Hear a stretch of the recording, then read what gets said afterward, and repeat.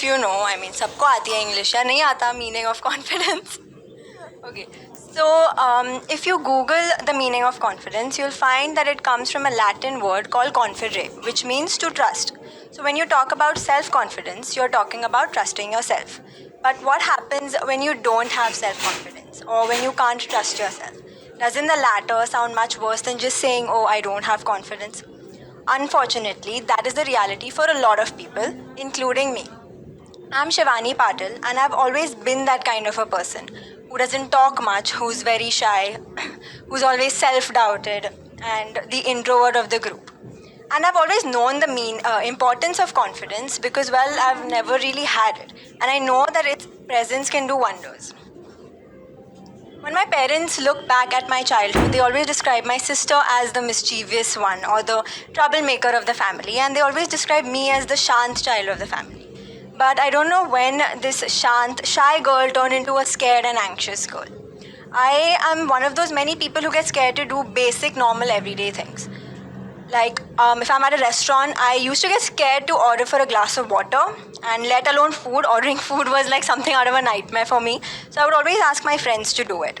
I hate answering phone calls. I don't. If I see an unknown number flashing on my phone, I'm just like, not happening. You gotta text me. I'm not gonna answer that call. And if I knew the answer in class, I would never put my hand up and answer because of the ever present self doubt that whatever I know is wrong. And it was very easy for me to think that I'm probably really bad, if not worst, at whatever extracurricular activity it is that we were doing in school. And don't get me wrong, it's not that I don't do these everyday normal tasks. What I hate is the inability to do it without feeling scared or anxious. And then there is one of my biggest insecurities that I have a bump on the right side of my forehead and that my face is not symmetrical. And when I was in school, I had a schoolmate who would always make fun of this fact on the way back home on the school bus. And these are the small things that actually end up molding your mind as a child. And to most of you all here, they might sound like small things that you can't worry about, but they really bother people like me. And I wasn't really a great student either. When I was in the third or fourth grade, I almost failed. And obviously, my mom helped me with studies. She would take my take-ups and everything. But I would always get told off or slapped if I couldn't read something, or if I couldn't spell, or if I couldn't understand maths. So when I was in the 7th grade, I started going for tuitions and abacus classes, both of which were taken by the same sir. And this one day when I got my results back from school, he asked to speak to my parents. So my dad and I went over to his house where he used to take the classes, and they had their conversation, and they made sure I didn't overhear them. Up until few years ago, I didn't know, and I just found out few years ago that what they were talking about is that maybe I should get some tests done because I might have a learning disability. So my dad went home, and of course my parents had a discussion on it. And like any normal parents' reaction, their first reaction was no, there's nothing wrong with my child, so we didn't get the tests done. Then fast forward to 9th grade, when we had an open house, like a parent-teacher meeting, and that's when my 9th grade teacher told my mom the same thing my tuition sir had told them. And this time around, we got the tests done. They were fairly easy tests, some would say, basic maths and basic GK, and they would like show me placards and ask me to tell them what is it that you see on it. And when I got the results back, it said that I had borderline spelling and reading disorder and dyscalculia. That means I can't understand maths. At first, I felt very weird about it, and like I was embarrassed about it. But eventually, I started to realize that, wait, there is a reason I can't spell or I can't do maths, and it's not entirely my fault. Then I entered junior college. It was a new place, new people, new friends. So I somehow gathered the courage to put my name down to participate in the fashion show. And I think that is where it all started. It was something very minor, just putting my name down in the list for participating in the fashion show. But that ignited a confidence in me and made me realize that, hey, I really do love this world of fashion and glamour. So after I got out of junior college, I did something I never thought I would do. I was scrolling on Facebook and I saw this advertisement for a pageant called Style Diva that was being conducted by one of India's leading magazines. So without even telling my parents, I gathered some of my pictures and I mailed it to them. Mailing them those pictures was probably the best decision I ever made. I heard back from them and they said that I still need to audition in person to make it to the final pageant. When I heard this, I was terrified because I have to go and I have to present myself in front of unknown people.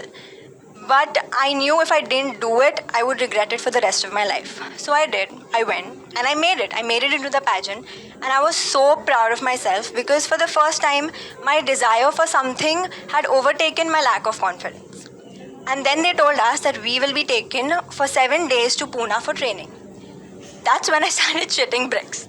Because I was going to go to a new city, new place with new people, no mummy, no daddy, no friends, no one to fall back on, and I had to socialize.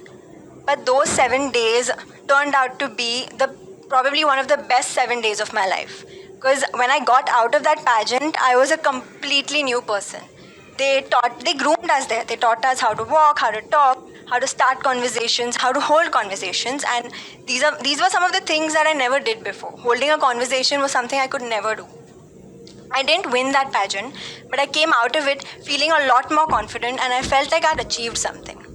6 months later is when I started my fashion blog, The F Drug. It took me 3 to 4 months of going from I can do this to no, I can't do this, to no, I don't have the style to pull this off, to no, I'm going to work on it. It was fairly easy and fun in the beginning because it was like a outlet for me, like a creative outlet for me. It was a way of doing something that I love. We would get up at 4 and 5 a.m. in the morning to go and shoot. So I would get the streets empty so people would not stare at me when we were shooting. But eventually things started to pick up and fashion influencer or fashion blogging started to become a thing. And that's when things got a little more hard because it was very hard for me to find my place in the fashion industry because that industry alone can be very intimidating. It can be very daunting.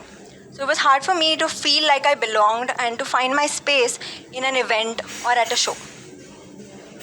Then things started to get even more hard when I started going for my degree college because fashion week and exams at college would always fall at the same time.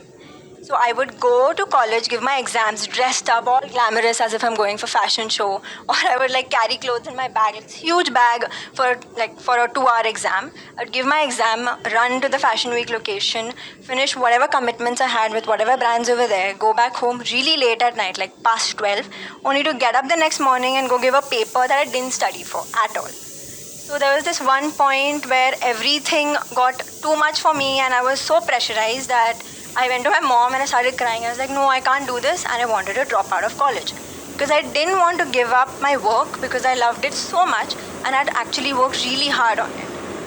But I didn't drop out of college. I finished my bachelor's in mass media degree. I don't know how, but I did. Don't drop out of college, guys. Okay.